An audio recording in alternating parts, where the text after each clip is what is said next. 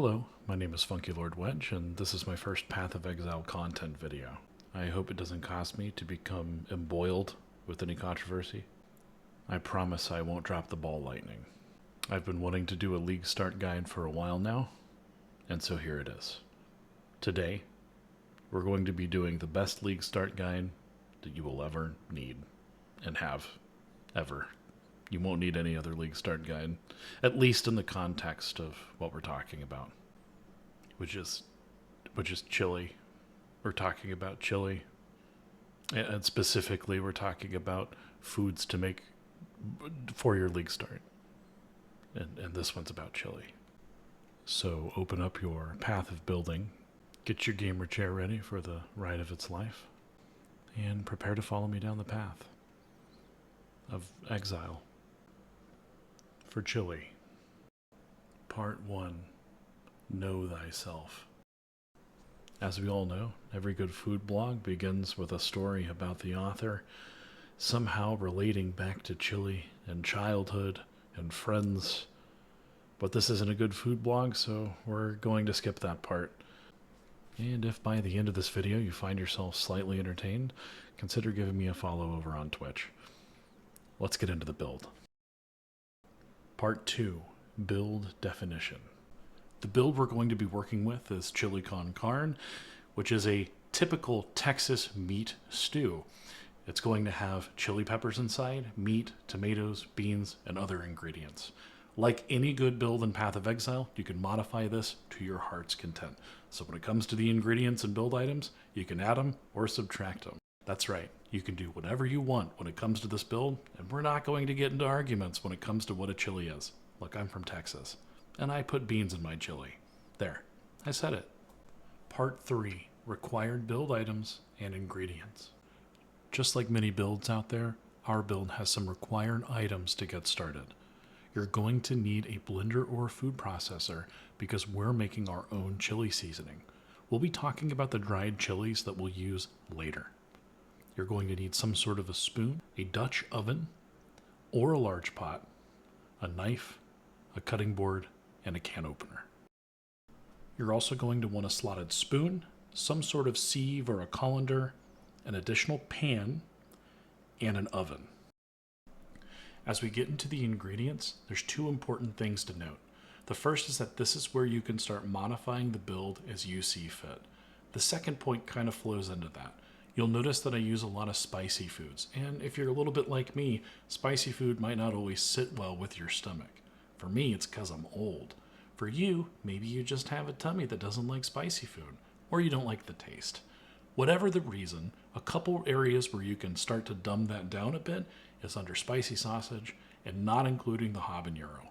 We'll also talk about how you can de-seed your jalapeno peppers. Because hey, nobody wants to spend their entire League launch stuck inside the bathroom.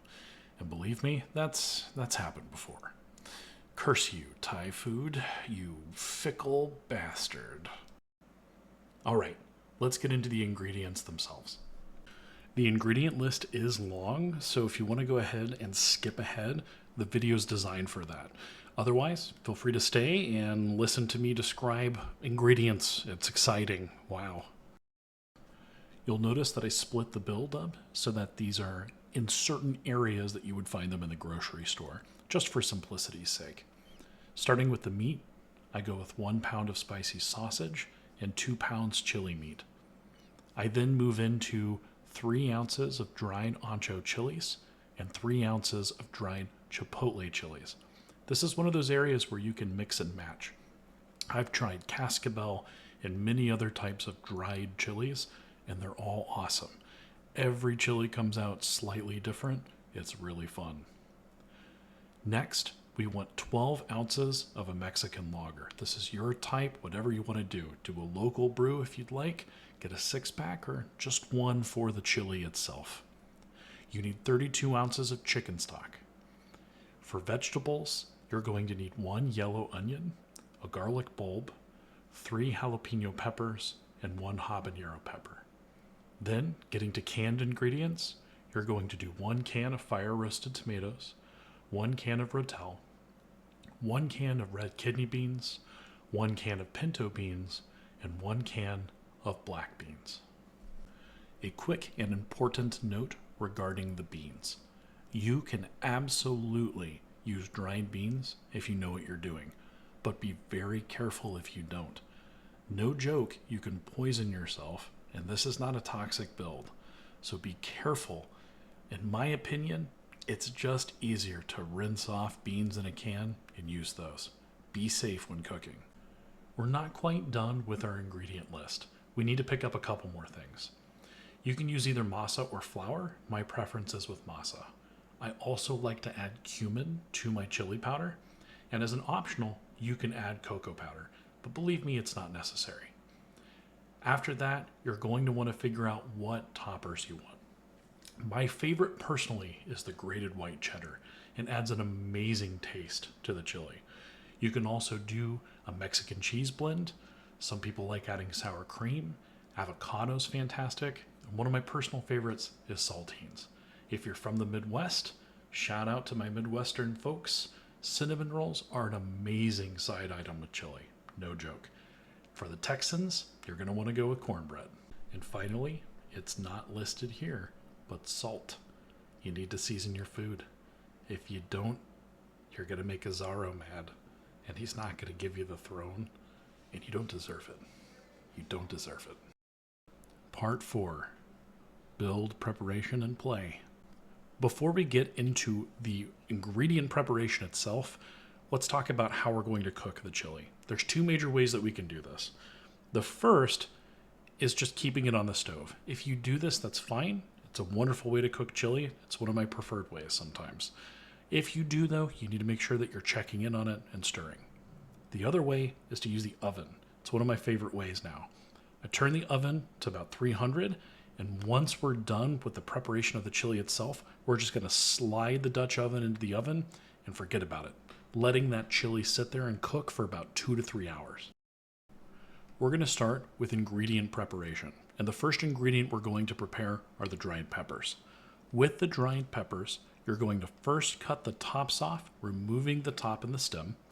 You're going to de-seed them, and then you're going to rip them down into little tiny pieces that we will cook later. I recommend having 2 stash tabs, one to place the peppers in, and the other to place the seeds plus the tops that you can throw away very quickly. Throw the peppers into a pan for now, and forget about them. We'll come back to those later. Next, we're going to dice up the onion, just like we're pretending to be piety and we're slicing and dicing on an experiment. Just kidding, you psychos. We're just cutting an onion. It's not a big freaking deal. Cut this thing down into little pieces and dices. Become one with yourself and bring out your inner hollow palm as you smash the garlic bulb into your cutting board, separating the bulbs themselves. Then take your knife, smash them down further, and go ahead and cut off all little papery bits and move those to the side. Next, just dice, garlic crush, or knife crush your garlic down. You just want it to be little tiny bits and pieces to put into your chili. Next up, we have the peppers.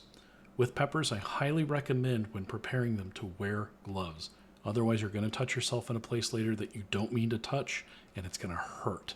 This is a burning build, but not that type of burning build. I also forgot to get a video of me de-ribbing a pepper, so I'll try to include a video of that in the description below. So if you want to remove some of the spice and some of those seeds, you'll be able to follow along with that. Our final major task for preparation is to open up the bean cans and start washing them. Put them into a colander or a sieve and then put water on them until all that bean goop is off. You want to make sure that the water is running clear here. Next, we're going to oil up our Dutch oven and we're going to start turning the heat on. I'm going to make sure that oil is coating the bottom, and then we're going to begin cooking our meat. This is a min-max build where we're going to be starting the Maillard reaction, which is the caramelization of meat and proteins to help get that meat even tastier. My fire is on medium-low here. I'm going to take a slotted spoon and then start offloading this meat onto a separate area and then cooking more. I want to keep the fat inside the pan. We're going to be using that fat later.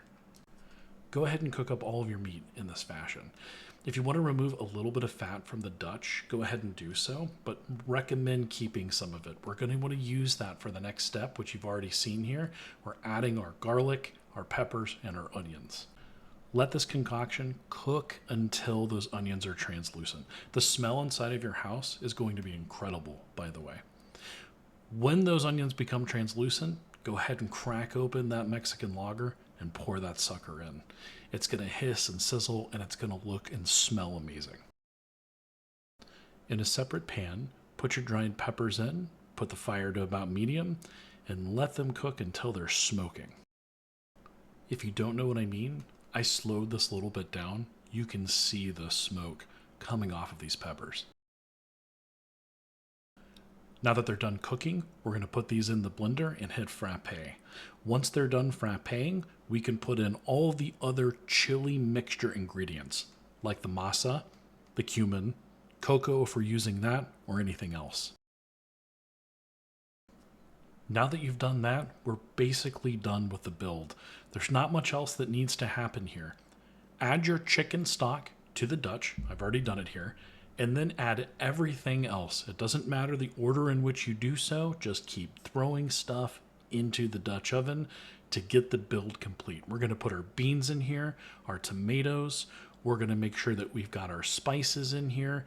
I added my sausage later so that it would cook when I went through the braising process. Add everything to it and get ready for some awesome chili.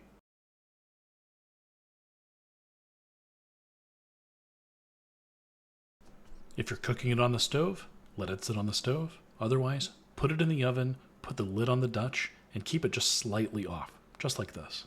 You can eat anytime the meat is done, but I like to keep it about 2 hours inside the stove. Depends on the type of meat I'm using. Sometimes I'll use a steak, and if that's the case, I'm going to keep it in for a lot longer to make sure that steak has time to kind of cook through and all those spices get in. Part 5. Final thoughts. I think it's important to do retrospectives, and I do that with my own cooking all the time. I want to be a better chef and a better cook. I like to cook a lot. It's a hobby of mine, and it's something I want to share. So, a couple of things that I would have done differently, and a couple of things that I would like to explain as part of the cooking process and why we're doing things the way that we're doing them. My biggest criticism of this iteration of this build was that I should have taken more time to scoop some fat out before I formed my mirepoix. And you can see that right here. There's just a pool of fat that should have been removed. It's because I used more meat on this and I didn't think about scooping more out. It did not have an effect on the flavor, and honestly, this chili was so rich, and I believe that's mostly because of the chipotle. The dried chipotle pepper adds such a rich, deep, smoky flavor. I highly recommend it. What's great about the build, though, is that you can try a whole bunch of different dried peppers. And if you don't have access to these, you can still use things like cayenne and paprika. That's perfectly fine in forming or making your own chili. Other peppers I'd recommend checking out: cascabel, and of course, ancho. You can also mix and match different meat types. Chuck steak goes really well with this if you don't mind butchering it down. You just got to take that extra time. And you're also going to want to make sure you're braising it by putting it in the oven and cooking it. And that is about it. The chili itself is very simple to make, and I hope that you see that. As for the video, I do hope that it was fun and maybe informative. I know that there are editing mistakes everywhere. Believe me, this is a lot harder than it looks, and I envy any single person who is pumping these out faster than me. Anybody who's putting out long-form videos, holy cow, you guys do amazing work, and I'm jealous, and hopefully I will get to the point where I can be better. If you have any feedback, definitely let me know. I'm very open to it. Criticism's great. It's going to help me get better. And I think that's it. I hope everybody has a wonderful League launch, and please stay sane, Exiles.